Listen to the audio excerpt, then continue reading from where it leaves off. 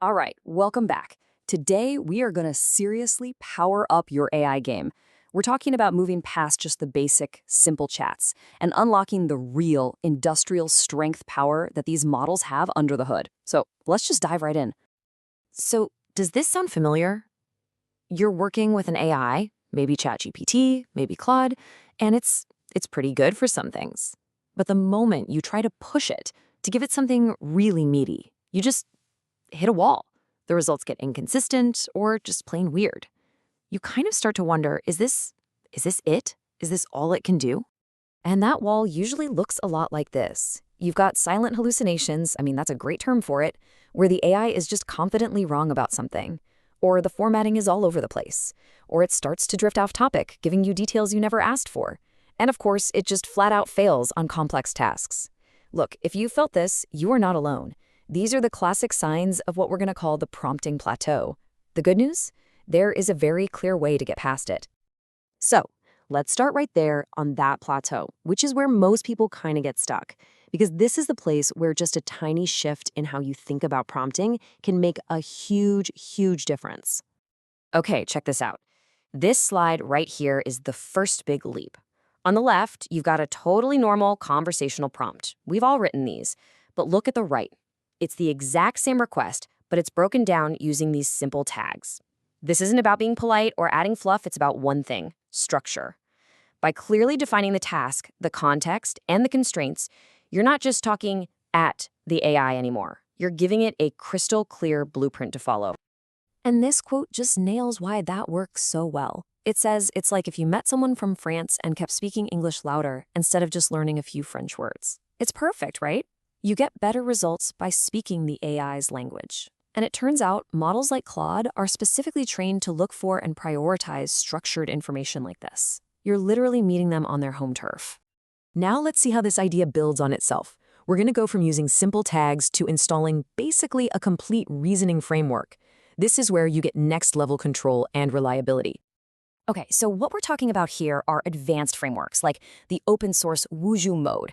And the key thing to get is that these aren't just fancy templates. You should think of them more like a mini operating system that you load into the AI's brain before you give it your request. It actually changes how it thinks, how it verifies information. It's a real upgrade to its core logic. For instance, just look at this evidence labeling system. This is amazing. Instead of just getting a big wall of text and having to guess, is that a real fact or did the AI just make that up? This framework forces the AI to tag every single claim it makes. This gives you total transparency. You know immediately what's a verified fact, what's an official statistic, and what's just an educated guess. No more guesswork for you. So what's the payoff for using a better AI operating system? Well, it directly solves all those frustrations we talked about at the beginning. Hallucinations go way down because it forces the AI to cross-check its facts. Something called scope lock stops it from wandering off topic.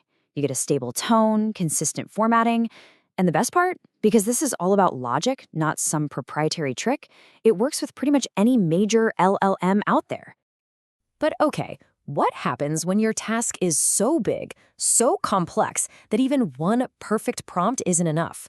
Well, that's when we graduate from just crafting prompts to designing automated, multi-step processes. And let's make this really simple. Think about making a sandwich. You don't just throw everything together at once, right? You follow a sequence. That's all prompt chaining is. Your first prompt is the bread. It sets the foundation. The AI's response to that becomes the input for your next prompt, which is like adding the spreads. Each step builds on the last, creating something way more complex and delicious than you could ever make in a single go. So to put it a little more formally, prompt chaining is how we can automate really complex workflows. You take a huge goal, you break it down into smaller, logical subtasks, and you guide the AI through that sequence, making sure the quality is great at every single stage. This is how you go from just asking questions to actually building entire systems. And this is where it gets incredibly powerful. Take a look at this advanced chain. It's called recursive self-improvement. You're not just telling the AI what to do, you're teaching it how to get better on its own. It generates a first draft. Then, your next prompt commands it to critique its own work, find the flaws, and then generate a better version. You can loop this process, and with each cycle, the AI refines its own output to a standard that a single prompt could never ever hope to achieve. So let's just take a breath. We've gone from just talking to an AI to structuring our requests to installing new ways for it to think, and now to automating entire workflows. This changes everything. This slide really recaps the whole journey, the whole ladder we just climbed. We all start with basic conversational prompts. Then we learn to add structure to get clarity. From there, we can install these reasoning frameworks to get accuracy and reliability. And finally, we arrive at automated workflows where we're not just writing prompts anymore, we're designing systems. It's a really clear path from being a beginner to an expert. And this whole progression, this whole journey, it really leads us to a fundamental shift in how we should see our role when we're working with AI. So it all comes down to this one final question you have to ask yourself. Are you content to just be an AI user, asking basic questions and getting basic answers?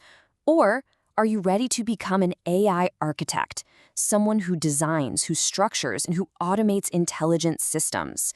The choice really is yours.